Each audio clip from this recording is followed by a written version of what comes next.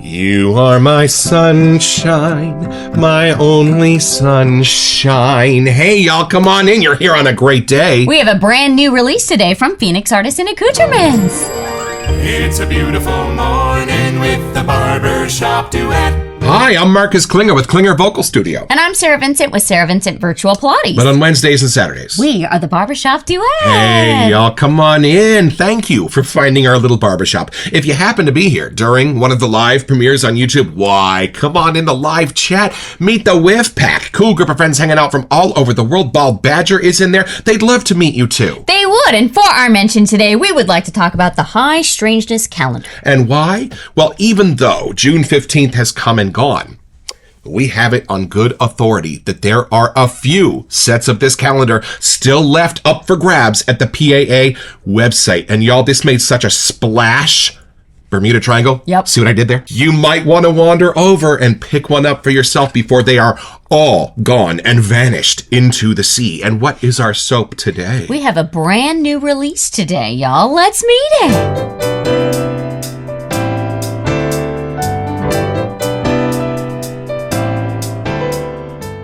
All right, y'all, from the upcoming sales page at Phoenix Artisan Accoutrements. Introducing Electro High Shine, our tribute to the legendary Chrome by Azzaro, one of the most recognizable fresh fragrances ever created and easily one of the most requested scents we've been asked to tackle over the years.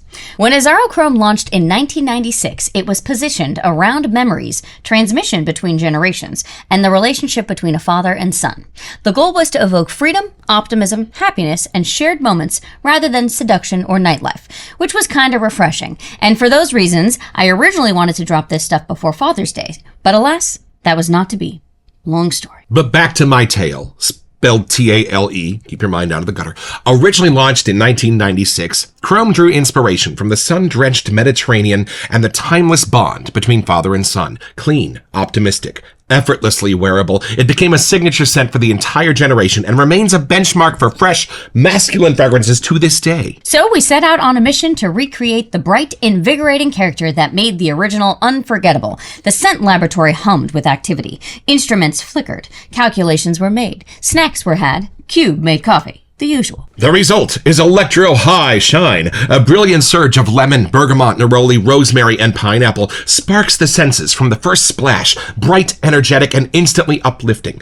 At its heart, jasmine, cyclamen, coriander, and oak moss provide balance and refinement, adding depth without sacrificing the fragrance's signature freshness. As the scent settles, musk, cedar, sandalwood, tonka bean, cardamom, and Brazilian rosewood create a smooth, masculine foundation that lingers comfortably throughout the day. For real. Whether you're heading off to the daily grind, out for the evening, or simply looking for that perfect everyday epic scent, Electro High Shine delivers the kind of clean, timeless confidence that will make even people with neck injuries turn their heads.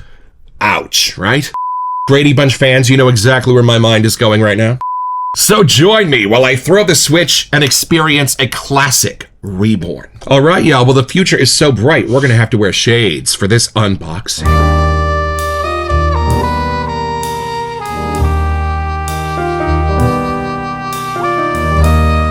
Now, a special thank you to Phoenix Artisan Accoutrements for sending this out for free to us to review, but constant viewers already knew that. Why? Because this is the box that only fits one soap and splash, and we never have the restraint to buy only one soap and splash for a PAA order. All right, here we go. Now, a few gentlemen have already dropped their videos, so I have gotten a sneak peek at this label. Oh, did you? I didn't. Fire. Oh, you're going to love this. I'm Look at guessing this it guy. should Ready? be shiny. I yeah? know. And how apropos is that we got a hollow label for the shiny soap. Is that not awesome? That looks exactly like he was describing in the creation process. I get it now. And the cube is asking if you would like Splenda or NutraSweet in your coffee.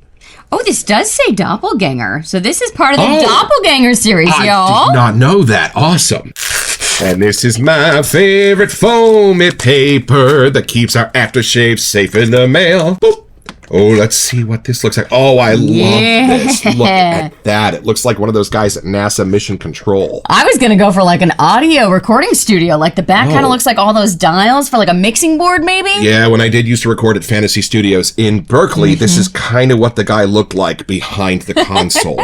I got to be in the exact same vocal booth where Santana recorded Evil Ways. Are you kidding me? Well, oyo como va. It is time for our first impression. Come along with us.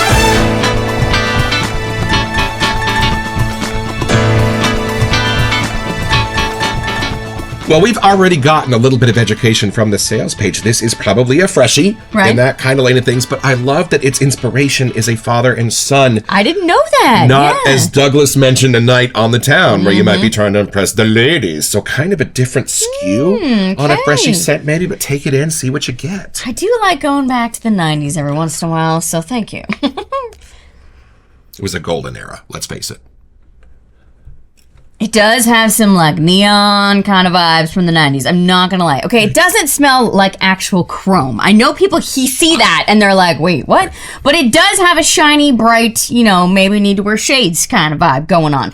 It's not the normal like citruses, but it's a citrus that's making it be that bright kind of neon color that brings you in. I can't pull apart which one it is. I want to say I'm getting like a yellowish color. So maybe something lemony askew-ish. I'm trying to figure out what makes it freshy, because right after I get past the citrus, there is a clean freshness going on, but it almost approaches the line of going to an aquatic, like something kind of coastal, but it doesn't quite get there. Like something's pumping the brakes, keeping it in that freshy zone. I don't want to say it doesn't go green, but it kind of approaches that line without going to be a fougere. So I guess there's a lot of lanes this kind of plays in between, but it is not a fougere and it's not an aquatic. So I think that makes freshy a thing. Maybe? I think it's the Pacific Coast Highway, where you've got the redwoods on one side and the ocean on the other. Douglas has driven that many times. But I think for me, if this is what we're going to label a freshie, it does have a hint of a masculine clean, cologne-ish thing going on, but it has something that's keeping it a little crisper. So it doesn't go as sweet to me like aquatics do, and it doesn't go as like vetiver oak mossy as some of the fougères do, but I think it pulls a little greens to keep it masculine, just a little. And then same thing, it approaches with the citruses that are in aquatics without going that far. So I know you're making faces, but it does keep it kind of in the fun side of where both of those can intersect. This face is how I feel about oak moss. But if it's used right, I love it. I love it in Old Spice, those kind of things. But, it's like the anchovies in my mother's spaghetti sauce. You don't want to eat them on a pretzel. But if they're in the spaghetti sauce, it's fantastic. There's definitely like a bright white thing. I'm not sure if it's a musk or like a clean wood or something, but it's definitely like bright itself, but it's clean is what's making it bright. So, shiny, perhaps? Yeah, shiny, yeah. Not quite chromy. It doesn't have a metallic-y scent, but I do get the reflection of like something white off of it. That's really kind of, I think, the backbone of the scent, which helps the citruses bring you in. I think the base is some sort of like a green thing. It doesn't go like dark at all, but you need something for the chrome to reflect off of, Shiny! He had to. This does have a fun 90s throwback kind of thing, early 2000s. I don't think I knew many people that wore this, but I think it was the vibe that was kind of going around that time. So it's familiar to me, but not enough that I could nail down if I knew anyone that actually wore this all the time. Right. It's a little like Curve, like Casi Perfecto. Different but close. It does have that bright kind of neon thing for me. This one's a little more all-encompassing. Like I would say a newbie or a young wet shaver would actually really kind of vibe towards this one. Not that they wouldn't the other one, but I think they'd reach for this one first. Gotcha. They're close, but just a little slightly off. A lot of the other ones from the 90s, for me, go blue. If I see colors, this I really do see like a bright neon yellow. I'm actually glad you grabbed her because it's kind of close to that. Does it make you feel joy? Just a little bit. There you go. It makes me feel carefree, which was definitely the 90s for me. The blue ones make her feel blue. Okay, so I forgot that you'd read pineapple. And originally, I was kind of going more towards the Creed kind of thing, where the pineapple's used. But that's different. Here, it's like a background echo, a little more sneaky. Like you don't know why it's naturally sweet, but you can tell it's something bright and yellow in there. Gotcha. Where I feel like the other one is really trying to bring out the pineapple a little more as a forward scent. Yeah. This one's like a hidden secret weapon. So not the Aventus pineapple, which, by the way, Gordon Ramsay wears. After watching 3 episodes of Kitchen Nightmares where they kept going, you smell good, we had to look up what he was wearing. Like, I get that it's in here now, but it wasn't the first part of my whiff. Gotcha. Where if I smell Aventus, I get it immediately. It doesn't try to be anything else but what it is and in your face a little bit. I feel like this would smell really good on most people. There's nothing too pokey about it. Like, it has a proud kind of, singer moment, but it doesn't take over the room. It just kind of brings fun. It's cool knowing that it was a father and son thing, because I really do kind of get that gap generationally. It really includes both ends here for me. Ah, interesting. As if it would be at home on either. Yeah. And most aftershave eras kind of have a chasm in between them. Like the Old Spice Seaforth era is not the same as the Polo Green kind of era of things. I don't know. It's just me. It's giving me a throwback of like the first time you have a sour candy. Like there's just something turned up about it and kind of fun. There's something about that here, that neon kind of thing. Right. It kind of has it turned up here for me. It doesn't make it go childlike, but there's just something that's different. Like it kind of screams summer. So I'm glad it came out now because it does kind of have that vibe. One of my favorite things to watch on YouTube are like videos of guys driving down the Las Vegas Strip in the 60s and 70s and seeing all that neon before it got replaced by LCD screens. Mm-hmm. So I think you're going to enjoy this. If you like that neon ready vibe. to take it in. All right, here we go. The shake and clam. Yeah. Oh, and here is the pour for those who like to examine such things. All right.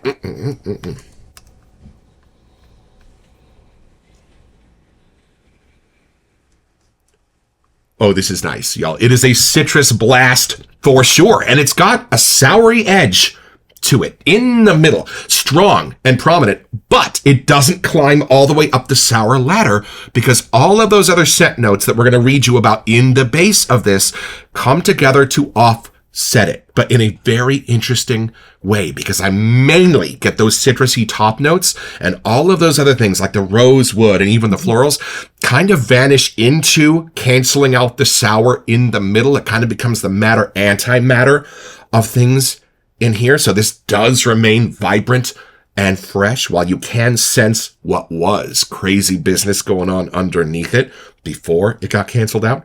Whoa, hold on. And as those florals and woods come up against the sour of the citrus, they kind of create something creamy for me, not like a lactonic or a sandalwood, but somehow that vanilla custard or sherbet might be in the mix rather than just a vanilla ice cream kind of thing. And I love how the sweets don't overtake the citrus. So this doesn't actually become like a sorbet kind of a thing at all. Not gourmandy at all. Look at my face. The sweets are underneath. The sours are underneath. The fresh parts are underneath the citruses, just giving it a bed so it keeps its personality. Like the fresher from Sterling is lovely, but that icy lemon doesn't really have anything grounding it. So it kind of smells like a lemonade recipe before you add the sugar. This is a completely different animal. And I would say lemon, grapefruit, orange, even before I would probably say pineapple. Yeah. But it is definitely a citrus kind of punch going on where not a single one of those is jumping out on top of the surface. Yeah, they're blended so well. It's hard to tell what citrus is, but you can tell there's more than one for sure. Almost a margarita-ish. I can see that. Kind of a sense to this. The sweeter side could approach a margarita mix, maybe. With the rosemary giving it kind of a cool sense of ice underneath the surface. Ooh. I think that's why we're thinking summer over here. And I get how that citrusy blast, not all that different from the freshies of the 90s and 2000s, is being pulled against by something in that polo green era of things, something woody and darker and sagey, more like the Watchman or Rabbit Fighter kind of on one side, and then almost an Aqua di Gio kind of sense on the other. Aqua DG for the PAA fans. But I think that's where I was trying to figure out. Like, I knew it wasn't quite an aquatic. It wasn't quite a fougere. It was kind of that freshy. Like, that's how it's kind of in that lane. And, of course, she described it better than me. There is senses of the fougere under the surface in that older generation part. And definitely almost going out to sea for the bright, freshy, lemony part. But yeah, I totally get how this could be a California scent for sure. There you go. And what's cool is there's lots going on one side, lots going on the other, and there's not a whole lot binding them to give them an ombre kind of idea. No. It wants these two characters to stand and face each other. Well, father to son. Did you know anyone that wore this?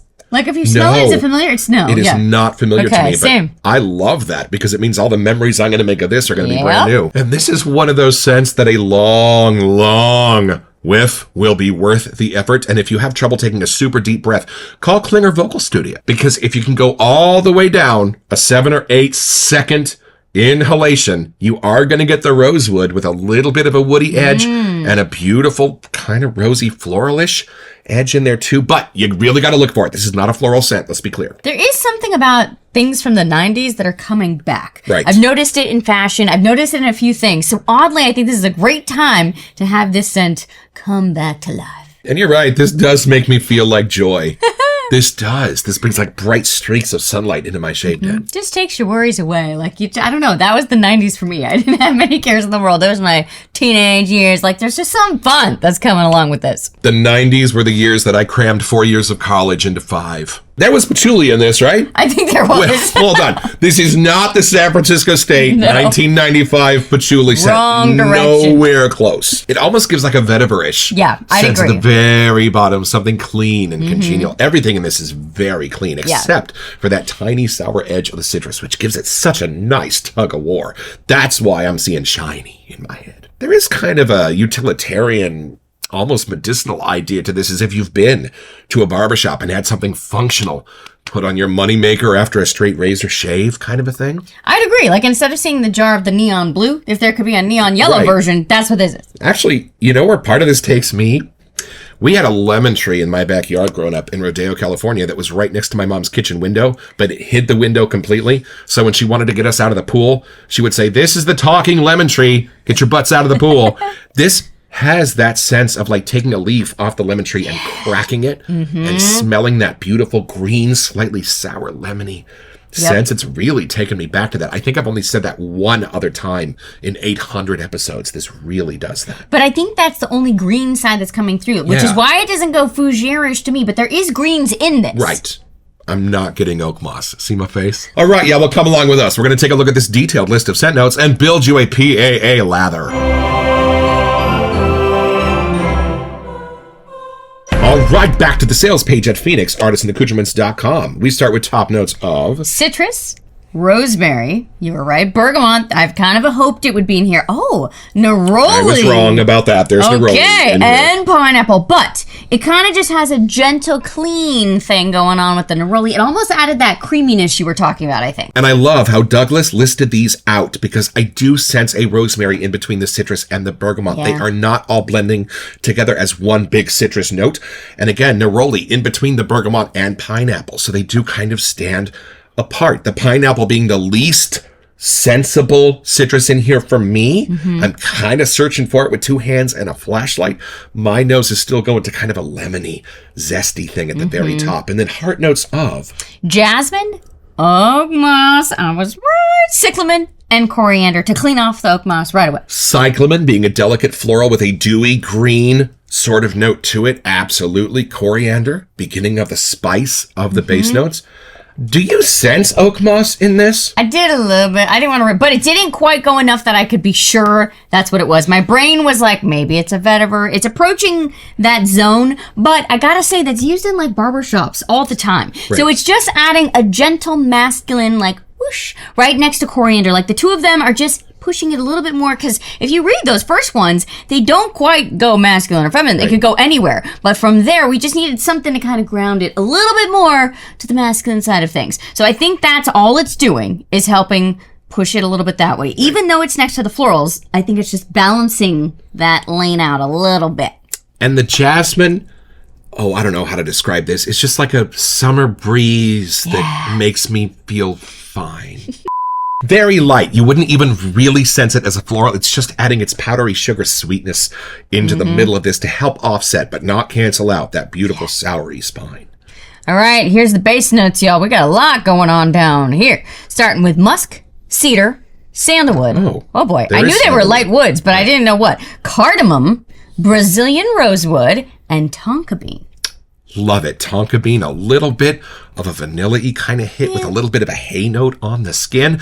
Brazilian rosewood, one of my favorite scent notes in all of the wet shaving world, but you really have to do a deep inhale to find it, but it's there kind of basing things underneath. And then cardamom. Are you getting a little bit of that beautiful gray spiciness? I think that's just how my brain was trying to interpret the chrome-ness coming through. Like something with the bright kind of shininess to have something to bounce off of. It needed those super clean spices, and I think that's helping with that. And I am 90% sure that when the Cube was making their coffee, he put cardamom in it because that is a recommendation of Douglas Smythe. And then sandalwood. I wasn't really recognizing the creaminess in here as sandalwood, but it very well could be because here it is in black and white. Do you get sandalwood in there? Not as much as reading it, I think I would be able to get, but I honestly think to me, it's jumping back up to the neroli. Like there's something in there, like it's just moving me. It can't stay. Right. That's like the movement portion of the whiff. And it's funny, I don't sense how the tops and bases are clicking together like in pairs because like I said, this is meant to be, I think, two different characters that are kind of facing each other in the mirror somehow. But if this were to come out today, don't you think it would still just be as current as it probably kind of was? I think that kind of soury spine does give it an era. I think that does take it back to the 90s for me. That's something that the freshies nowadays, even Acqua di Parma, doesn't even really have in the center of it. I think this is definitely a United States 90s I'm with you. kind of a thing. I hope Azzaro is the United States.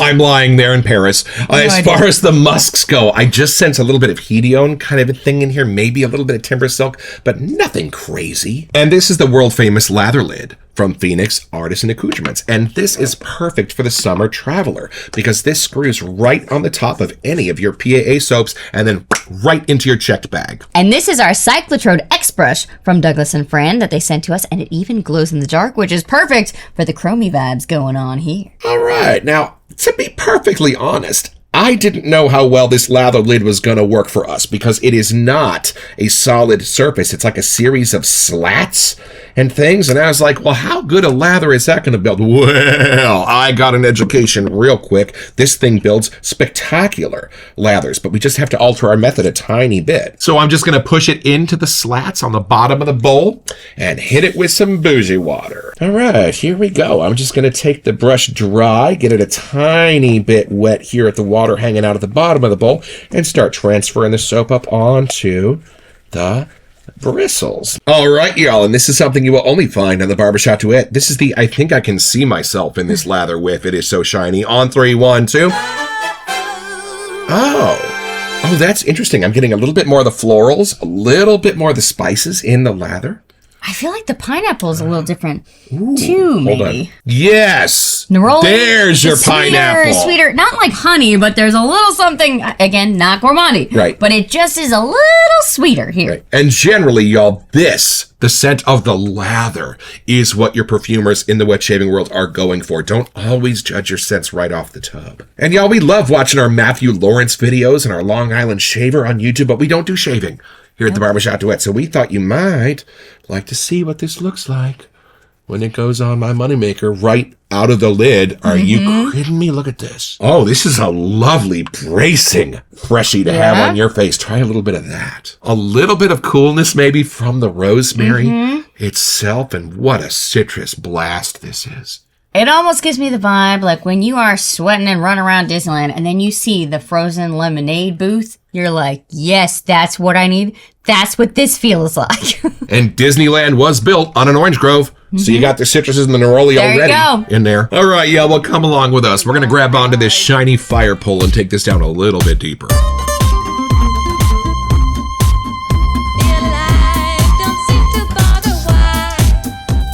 All right, y'all, let's see if we got the seal or the plug. Let's see. We got the seal. It is that time of year. This does not make the little popping sound when you take it off, guys. Sadly. Oh. Yeah? Oh, you're going to like this. Okay, here we go. A little something there and a little something there. And then we're going to take this out on our walk immediately after filming and see what it smells like outside. All right. Oh. That's funny. The sourness goes away almost completely. How'd and that it's left happen? with like a citrusy on one side and a spicy, deep cardamom-y, almost floral thing on the other. Okay, I'm getting the floral next to the spices. Yes. Like those two sides of the whiff are really having a moment here before the dry down kicks in. It's like a spicy oak moss had a baby, and that's the father and son. And it was a lemon. Like the word I want to use is zesty. Yeah. I don't know why, but that's what's coming through. Right. Tangy is George Carlin used to pronounce tangy. Oh, this is much more of a lovely cologne-y balance in the splash. Like I'm almost getting the outside of the bergamot, the little greens in there, maybe next to the rosemary or something. Like you were talking about the lemon leaf kind of earlier. I'm getting the sandalwood. I'm getting the cedar in the splash. Beautiful. Even like that white, clean, musky, kind of soapy kind of side. I know Douglas and Fran don't generally rebalance the fragrance between the soap and the splash, but this is presenting differently as the different mediums tend to do with certain scent families. Yeah, I'm really glad we got the splash with this so we could experience both faces of this. Well, father and son. So to me, the splash is a little more on the sweeter, again, approaching gourmand without going gourmand. Like the pineapples, the other sweeter neroli kind of things are coming out. Right. And then, like, as your day goes on, what's left on your skin as the dry down's hitting with the splash, I think you'd want this on you the rest of the day. Like, you might be done with the pineapple sweet side, and you do want more of the clean, bright side going on over here. The shakedown trip that we took in my mother's 1989 Chrysler LeBaron convertible, when she bought it for the first time, was down to Los Angeles to see Beauty and the Beast with the original Broadway cast at the Schubert Theater. And this kind of reminds me of putting the top down and driving down Pacific Coast Highway and smelling all those beautiful California natural scents and feeling the sun on your face. Maybe it could also be a mother and son There you go. scent We'll rather take than it. just father and son. Does it have a little bit of a feminine edge to you? It really approaches that line, but I think that's what the 90s did best in perfuming. Right. Riding that line, but still kind of holding to the masculine side without fully going feminine, but really kind of getting close as you can, pushing that barrier. And I can kind of feel a connection between this and Casi Perfecto. It's not giant, but, you know, they're holding walkie-talkies to each other. Like, I do feel like a Back to the Future kind of vibe. Like, you know, the bright colors and just the attire and everything. There is something that's happening with this one. It's still clean, but it just has that kind of that fun, throwbacky thing, smelling it now. So speaking of fathers and sons, it's pretty simple, y'all. All you have to do is have a crazy friend named Doc Brown who invents a time machine, you know, like you do. And you're going to go back to 1955. Well, you're going to be walking down the street one day, pondering how you got here and how in the world you're going to get home. And you're going to see a peeping Tom up in the tree, and just about the time he falls out of it, you are gonna get your own.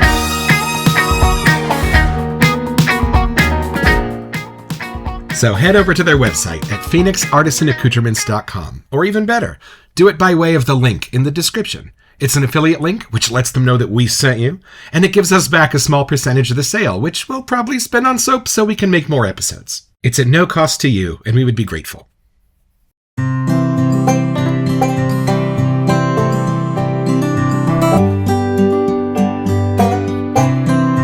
Well, I've had my shave, y'all, with Electro High Shine, as freshies get, but with so much else going on under that surface. Not taking away from the freshy character, adding to it in ways that Acqua di Gio only dreams of doing. Something that could bridge the generations of scents in ways that you don't generally see in anything else. I understand why this is such a legendary scent. And hey, Douglas and Fran, thank you for creating a tribute to that original scent that is so nuanced, so deep, so rich that we had to kind of restrain ourselves with how long the episode was even getting just talking about the nooks and crannies in this soap.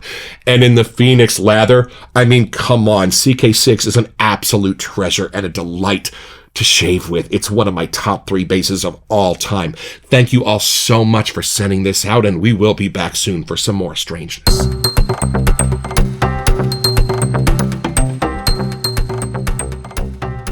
Hey, welcome to Messages. So for our July giveaway, we wanted to give you a chance to get $25 to Katie's Bubbles. That's right, y'all, and all you have to do to be eligible for this giveaway is send us an email. Here to We Sent You at thebarbershopduet.com so we can get back to you, mention Katie's Bubbles, and then check back on our first August episode to see if you are our lucky winner. Best of luck. I'm trying to figure out why the name Chrome fits so well, because it does, but it doesn't go that metallic-y thing. No, not at all. Well, and for better or worse, isn't looking at your father sort of a reflection of looking at yourself? Maybe that's where the chrome or the high shininess comes into this. Well, Douglas and Fran and Huxley and Cube, thank you so much for believing in our little show and sending this out for free to review. We sure believe in you. Don't forget your next appointment with the Barbershop Duet. You'll smell shinier just watching this.